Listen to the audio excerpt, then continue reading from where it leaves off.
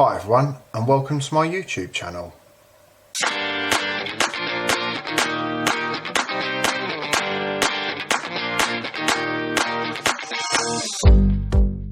So on today's vlog I wanted to talk about the image I took in my most recent vlog over at St Nectan's Glen in Cornwall of the 30-minute exposure of the waterfall there. Absolutely fantastic and an amazing location to visit. However, as you saw in last week's vlog, which I'll put a post to above, that it was a very challenging situation to take an image in because of the crowds there. Made for actually any long exposure images very, very difficult. I was able to capture the 8-second image and also the 30-minute exposure with obviously the crowds in the foreground. Yeah, it was a very challenging location to work, but one that was very rewarding, and it's got a very good reaction on YouTube as well, which I'm really pleased about. But I wanted to talk today about how I actually went about post-processing that image. And it's quite essential that when you're looking to do something like this, that you consider how you're going to post-process the image to then work out how best you can set yourself up in the field for eliminating any difficulties that you may have in post-production. And the reason why I say that is one of the difficulties that I believed I would have, and I did have, was taking or trying to blend both images together. Now the 8-second exposure and the 30-minute exposure, the camera was set up in the same orientation, but just obviously different settings with the 10-stop ND filter on that I had, because even with a slight movement of the camera, there was a little bit of a change in the actual lines of the rocks and the waterfall itself between two images. So what I wanted to do is obviously put both images together and use aspects of both to then obviously blend to the final image, which I have created. But there was a very couple of sort of millimeter difference between one image to the next, and it proved a little bit more challenging when I came to blend the images together in post-processing. However, I'm really pleased with the work that I've been able to create for the actual final image, and blending them together proved and has proved really sort of beneficial. But I wanted to explain a little bit more about how the processes I went about doing that. So let's jump into the computer now and come along for the journey. So having the images here set up in Elements 2018, I've got the 8-second exposure, which is this one here, and then the 30-minute exposure with all the people in the foreground, as you can see. So yeah, as an image itself, the 30-minute exposure, probably just looking at this, did not really work because of obviously how much ghosting we have in the foreground. But the reason why I didn't like the 8-second exposure is the shadows are very dark here. I could have possibly pulled them back in using the sliders when I was processing the raw image, but I didn't necessarily feel it was going to give the right impression of the actual image. Hence why I wanted to blend both images together. So the way that I went about doing this is creating both images, doing the sliders in RAW and opening both images as they are here. And then basically I copied the 8-second exposure over to the 30-minute exposure and then blended them together using layer masks. And this is how I did it. So with the 8-second image exposed, Control and A to select the image, Control and C to copy, and then moving on to the 30-minute exposure, Control and V to then create the next layer. So simply from that point onwards, the layers in my opinion are slightly the wrong way around, so I just readjusted the layers around. And what I did then is do the layer mask, and from that select the brush tool, make sure you have black selected, and the key for this that I found is trying to blend the image as best you can. And what I mean by that is starting off with the opacity set at 100% for the foreground, selecting the size of brush that's applicable to it, and then simply just brushing in the foreground that I wanted to create.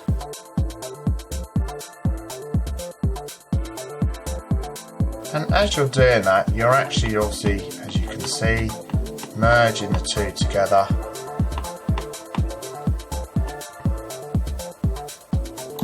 As best you can. Now, what you can see, if I was to zoom in, a bit of distortion occurring where I'm blending the image, particularly when you're looking at the waterfall, the hole itself. So if I was to just go here, you can see that there's that slight distortion from the 8-second image, which is this line here, to then the image or the ghosting in the background, which is the 30-minute exposure. And that slight change and the knock that occurred to the tripod and the camera itself meant that both images weren't aligned. So I did in the original, or the actual post-process image that I finally created, I did align the images a lot better and eliminated some of this aspect here. However, there is another technique that I've used to actually try to get away from doing that. So moving back onto the brush, swapping over to the white, you can then bring back in the line of the rocks that you actually want to create. And it's just simply trying to blend the images together as best you can when you're moving along where the transition line would be.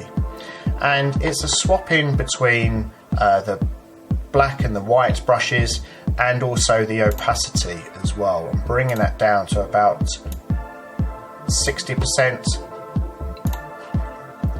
along this line here, and more so over here where you had the ferns as well.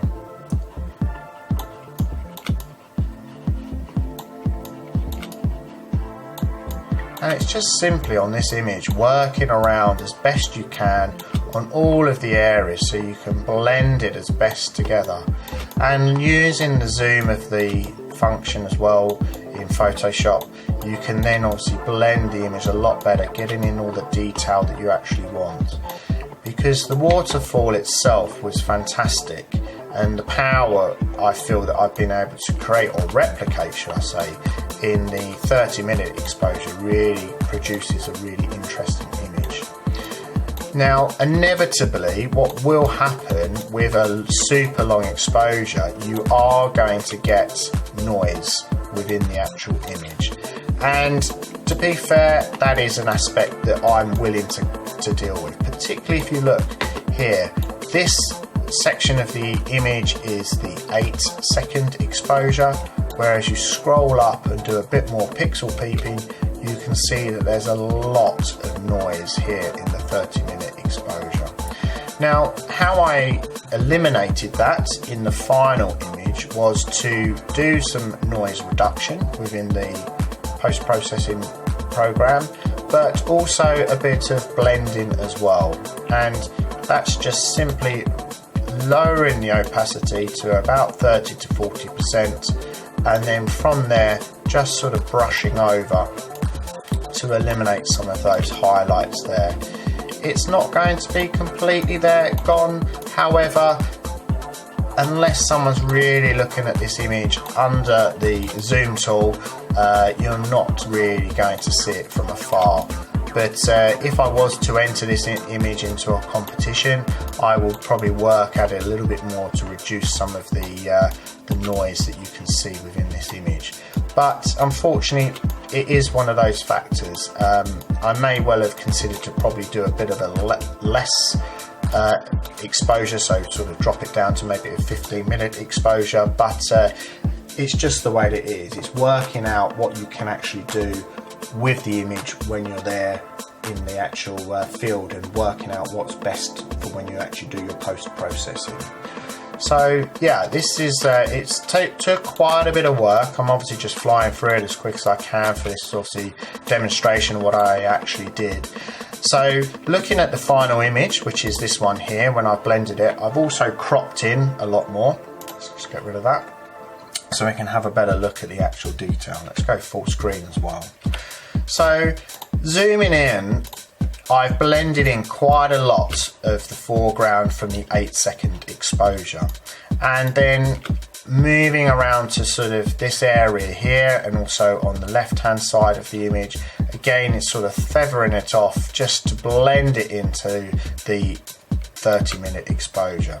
To be fair, I think if I needed a bit more work, probably around here is looking, for want of a better way of describing it, hazy, and I feel that that probably could do with a little bit more work to actually get that crisper image. You can then see here as well that there is still some of that noise effect on the actual image, but it's to the point that I'm quite happy when the image is viewed as it should be, rather than under the zoom that it is here.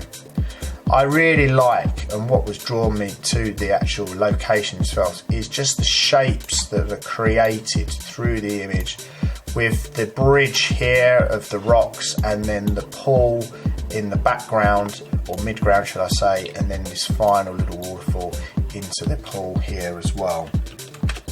And as an image itself, I'm really pleased that I've been able to capture this one. It was a location I wanted to visit when I went down to Cornwall for my holiday, but really pleased that I came away with this image.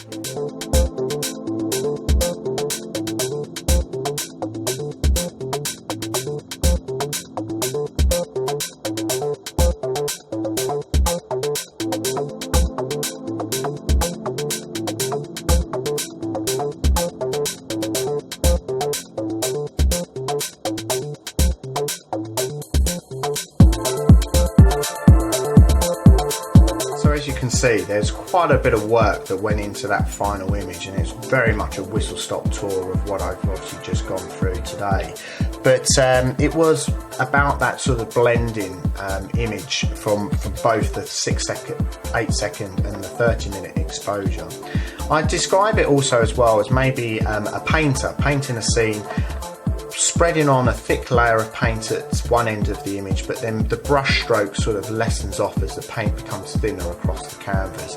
And that's kind of the same sort of method that I've used with this one, just altering that opacity and blending it in as much as possible. But yeah, it was a really interesting location to visit. Unfortunately, the family did get a little bit annoyed with me standing around for an hour or so trying to compose and then take the image, but that's just the way that it is sometimes when you go out and do landscape photography with a family in tow. But nevertheless, I really enjoyed visiting this location. Feel free to make a comment below if you have any other suggestions about how I may have better been able to produce this image. Kept the lens cap on, maybe, no. But one of the suggestions that a fellow viewer mentioned in the bottom of the video from last week was about trying to make a cordon and actually section off the waterfall, and I wish that I would have done that. Actually, it would have been quite a bit easier to eliminate the crowds in the foreground. Family members are police officers, so I think next time I'm going to ask them for some of the police hazard tape and cordon off the area and create a sign saying photographer at work, do not enter. May well help me if I ever visit this location again. But yeah, joking aside, it was really interesting to come here. But hopefully you've enjoyed this quick tutorial about how I blended this image together and created the final image as well. Feel free, as I say, to leave a comment below, ask any other questions. I'll try and answer them as best I can. And if you haven't subscribed already to my channel, please consider subscribing. Please also, if you feel free to share the share the video as well, as I obviously trying to increase the subscribers to my channel, and if you can share it, that'd be much appreciated. But thanks a lot for watching, and until next time, when I'm back out in the field, take care.